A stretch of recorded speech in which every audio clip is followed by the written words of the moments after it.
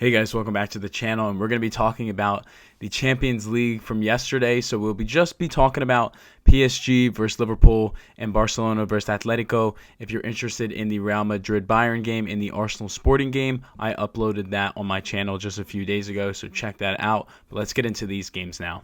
First, we're going to start with Barcelona versus Atletico, and man, this was rough. If you were a Barca fan, this has to be just giving you PTSD. How many times has this team gotten in its way in the Champions League, really in the last couple years now? I mean, again, another center back getting a red card in a crucial moment, and it's really put Barcelona in a tough situation. And man, it's just rough. I feel for Barca fans because the last couple of years, I think you can make the argument that Barcelona have arguably, not saying they have been the best, but they've been arguably at least a top 2, top 3 side in the last 2 years. And they've won La Liga last year, and they are on pace to win La Liga this year. And last year, honestly, I thought that not that they should have, because they didn't defeat Inter, but I was really looking forward to seeing them play PSG.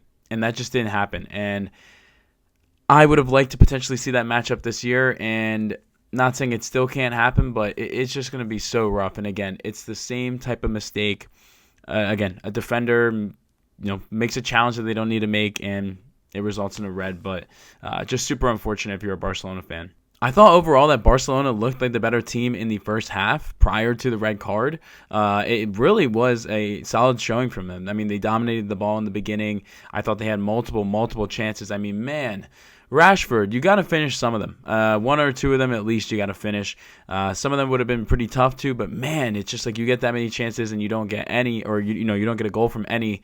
You're really going to be kicking yourself there. And, even Lamine Yamal, he had a great chance, but it was saved by the keeper from Atletico. They had multiple chances, and they just couldn't capitalize. And, again, this is a game of inches. You got to capitalize when you can. And Barcelona didn't, and it bit them. Right before the end of the half, it's a one-on-one, and Kubarsi fouls Atletico's player, and that's really it. I mean, look, some people were saying it was a little harsh. I'm not going to say it was the worst thing ever, but at the end of the day, it was a one-on-one with the attacker. And the defender obviously gets in the way, and, well, not necessarily gets in the way, but impedes his ability to go and try to score a goal. Again, in a one-on-one in that clear of a situation, it's always going to be a red. It's always going to be a red, and I agree with the call. I feel bad for Kubarsi because he is young. This is a big moment for him in his career. And I'm sure he feels like he's letting his guys down, but you just can't make that type of mistake in this moment, especially, again, Champions League. And this is what happens when you play the high line that Barcelona like to do. And it's very, again, risk-reward type of play style. You have the chance of, scoring a lot, but defensively you can be exploited. And we've seen that by Atletico just a few months ago in the Copa del Rey in that first leg where they put up 4 goals, I think it was, in the first half. So stuff like that can happen, and it results in a red. And then Alvarez just scores a beautiful free kick. This guy is one of the best in the world. He is one of the best in the world, and I'm going to continue to keep saying that. I always loved what I saw from him at Manchester City during their treble season and in the 2024 campaign. He then moves to Atletico. He hasn't seen as much success, obviously winning a Champions League or winning the league. But at the same time, I feel like he's continued to grow as a player, and he's shown the world that he can be a number 1 striker. I mean, it's the entire reason he left Manchester City, because Haaland's there. Haaland is not leaving. Haaland obviously just signed that contract this year, or the extension.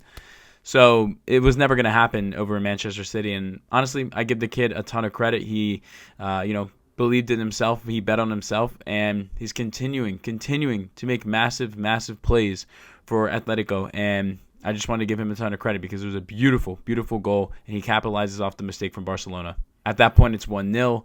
Barcelona are in a tough situation, obviously down a defender as well. It's 10 men versus 11. And at that point, Atletico slowly started to dominate a little bit more of the possession by the end of the second half. Barcelona still had some chances in the beginning of the second half as well, but again, it's just a game of inches. They could not get any of them to go in. I mean, they had a really good attempt on a corner. Olmo just missed it. Rashford had a decent chance as well. It just wasn't there for them. But once that was done, again, Atletico Madrid, they slowly started to possess more, and eventually they got their goal.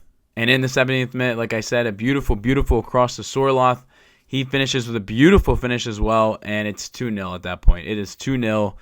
And I'm not going to say it's over for Barcelona. It's not, because any team in the world that can make a comeback like this, it would be Barcelona. But it's just going to be really, really tough. You're down Kubarsi, so that's one of your great defenders already. And you now have to go on the road to Atletico, and it's just going to be tough. Their fans are going to be up for it, and I'm sure Atletico will be, sitting back a lot in that game, going to really be forcing Barcelona to have to, try to get goals. And my biggest worry for Barcelona in the next leg is, will they be able to, be as attacking as they want to be without also worrying about giving up another goal? Even one goal could just sink the ship. It could sink the ship. And I just feel like it's going to be a really, really tough position for them to be in. I'm not writing them off because, again, they have such good attacking talent, even without Rafinha. But at the same time, it's just going to be really tough. And again, with how they play, one mistake could happen. All of a sudden, that high line is broken down. All Atletico need really is one goal. I'm not saying, again, even if they went up 3-0, it maybe could be done. But it would be so difficult. Realistically, Barcelona, if they want to do this, they're going to really have to go quick, score quick, capitalize on their chances, and minimum have to score 3 goals. It's going to be tough. I guess maybe you try to make it go to extra time on a 2-2, but that's not ideal. It's just going to be really, really hard for Barcelona to get this done. Last thing I want to say about this game is, man, Lamine Yamal, again, just a pleasure to watch. I love watching this kid. I think everyone likes watching him at this point.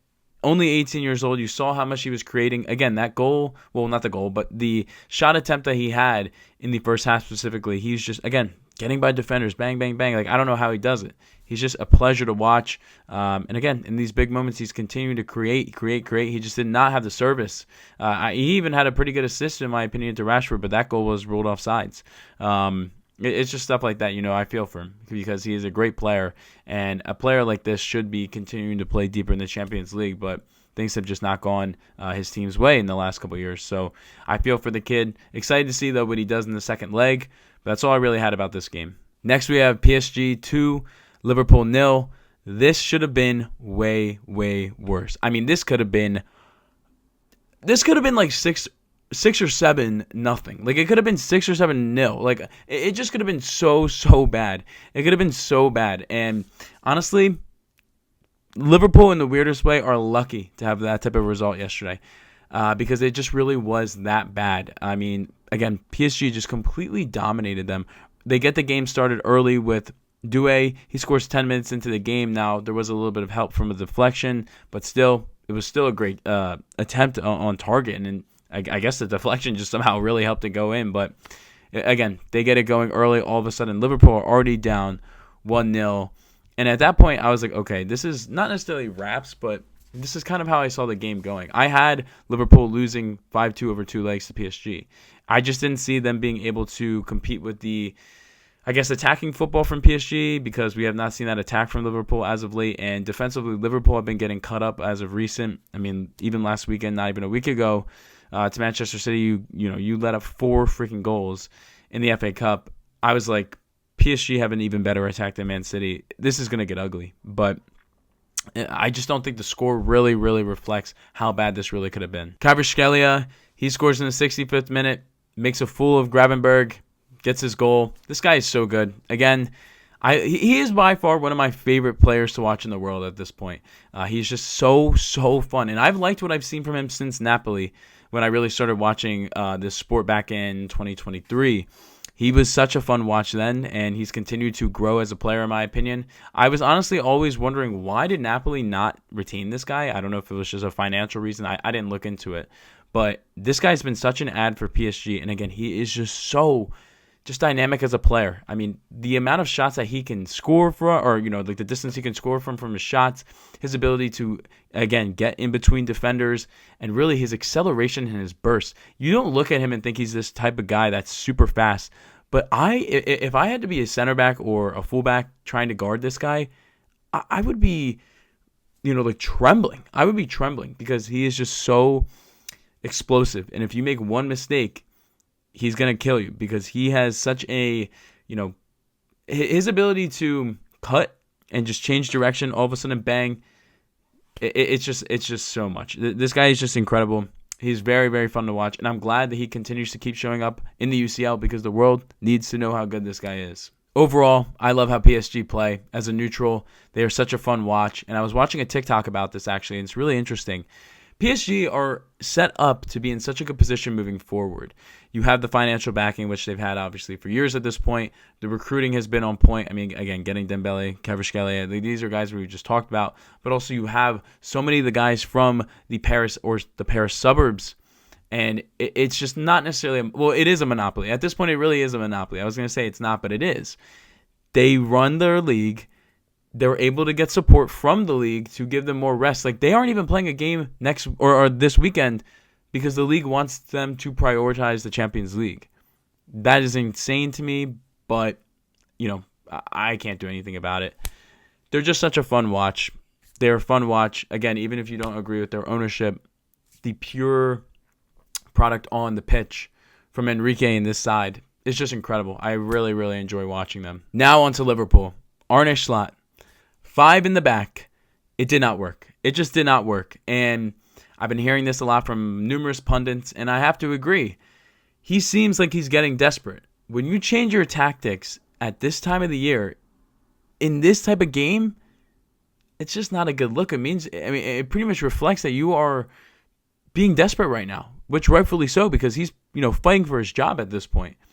But man, the 5 in the back just did not work. I guess he was betting on the fact that, maybe we can make this a 0-0 or 1-0 going back to Anfield. But when you decrease your ability to attack that much versus a team like PSG, you're putting yourself in a tough position because then you have to bank on the fact that you're going to defend against a team like PSG.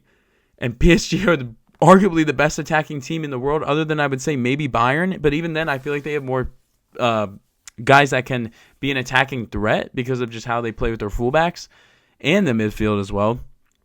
It didn't go well. It didn't go well. Van Dijk looked extremely uncomfortable at times. Carragher was saying that was the most uncomfortable he's ever seen Van Dijk look. I mean, they said it multiple times over the broadcast. There were times where Van Dijk was getting in the midfield because of how mismatched guys were. And I honestly feel for the players, not saying that they shouldn't have done their jobs, because they should have, of course, but when you're asked to play in a different formation that you don't really play a lot in, if at all, against a side like this with probably not much preparation, it's just a room for disaster. I mean, again, I'm just shocked that this was only 2-0. It could have gotten worse. Konate got away with potentially, not getting a pen, but man, just a brutal result for Liverpool. We'll see how the rest of these games go. My plan is to make a video kind of just talking about the next leg for all 4 of those games. So they'll all be in one video, all of those games. Not like this where I split it up just because this is more due to a timing thing. But regardless, those are my thoughts on the games. If you like this video, feel free to give it a like. If you like this type of content, feel free to subscribe. Drop your thoughts down below on either of these games. I'd love to hear what you have to say. My TikTok is in the description down below. I will see you guys on the next one. Peace, guys.